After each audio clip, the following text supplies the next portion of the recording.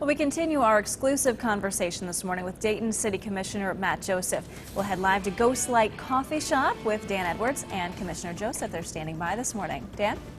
Hey, good morning, Holly. And yes, we want to thank Shane Anderson for opening up his doors here at Ghostlight Coffee Shop on Wayne Avenue. Kind of a busy place here around 7 o'clock, but right now kind of calm as we talk with Commissioner Matt Joseph about issues of the day. The city has seen an unexpected rise in its budget, which had to be music to your ears. I know that there's a lot of repaving projects in the city that are now going to be completed. What else do you want to do with that money? You know, we're trying to hit the most immediate needs. We're repaving, we're buying new police cars, we're trying to recapitalize, we bought a new garbage truck.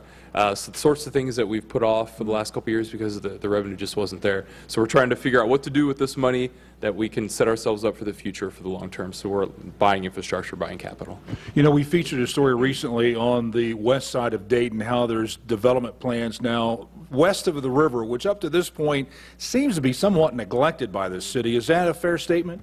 No, it's not. I hear it quite a bit from neighbors that one side or the other feels neglected. I mean, if you put it in those terms, everybody's been neglected. We just haven't had the money to do things we'd like to do. But you're right. We're trying now to just make sure the ground is prepared. Just like we talked about Kroger's site here earlier, the former Kroger site here on Wayne, we're just making sure that it's ready for the next developers. And you can see numerous sites on the west side and the east side where we're doing everything we can to make sure that the property is controlled, that the roads are good, that the condition of the land is ready for the development when it comes. I know there was a $100,000 research grant given to a firm out of Indianapolis. How soon do you think we can act upon that?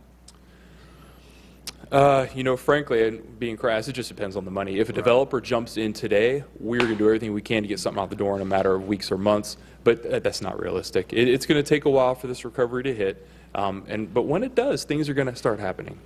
All right, we do have the Revival concert that we want to talk about briefly, too. You're going to be there, right, next weekend? Absolutely, yeah. I'm looking forward to hearing. I mean, I can't believe Train's coming, Guided by Voices, some really huge bands. And Springfield's very own John Legend coming, too. I can't wait to see that. What's that going to do for the city, you think?